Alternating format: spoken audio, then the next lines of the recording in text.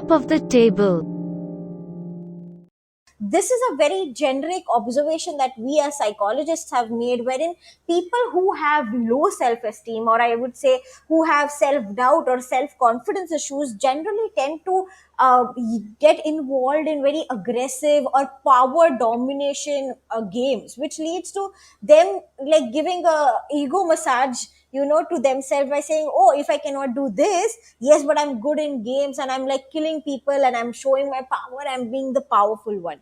That's a very, very interesting point that you've raised, Jaswandi. And come to think about it, there was a recent video that I saw wherein a case study and a person a 20-year-old who was addicted to internet gaming, and there was an interview that was happening, and he very openly said that there are kids who get bullied in school, there are kids who are not heard at all, and we only get that venting out or that let out when we are playing a game, and that is exactly what you're talking about here. Also, Sheetal, it's about, if we talk about emotions, a lot of kids or teenagers and adolescents find it difficult to recognize and even understand what am I going through, and at that time they don't know, okay, how should I react.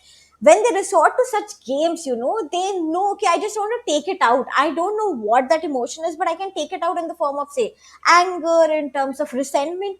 I can just take it out. Basically, the people who find it difficult, this is what is my observation, people who find it difficult to regulate their emotions are generally people who are hooked on to games which include a lot of aggression, or lot of, say, where you are in the limelight, where the gaming character is in the limelight, because as you said, rightly said, people are bullied in the school.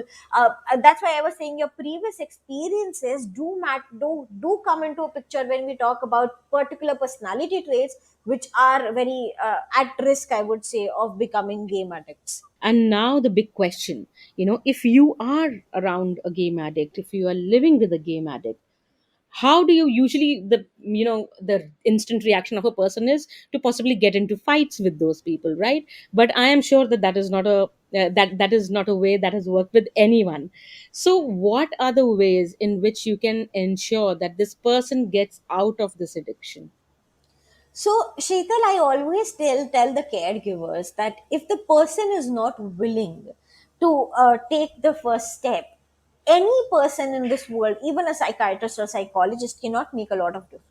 So, the first thing is that the family or the caregiver needs to go for the therapy first to understand that how can I make the person realize that this is something that's wrong for you, uh, because when we talk about neurologically, Sheetal, the prefrontal cortex, or the cortex, which is the main area of the brain which takes you make like gets you to take the decision, is closed when you're into an addiction, any type of addiction. So the first step is when the person is willing to change and take the first step. So the caregivers need to go and talk to an expert to understand, is this an addiction? Is my friend, my family, my husband, my boyfriend, my partner, is he or she or they going through any sort of addiction? And if the answer is yes, then the professional will help you, provide help to your partner or the person or your significant other, to understand and help them understand, okay, I need to take some help.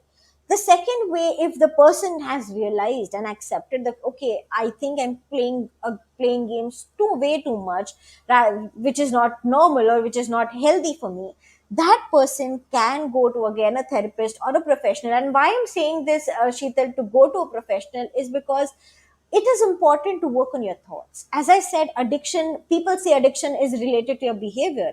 I would say addiction is more related to your thoughts, because it is the way you think that makes you an addict rather than the way you behave, because your thoughts drive your behavior.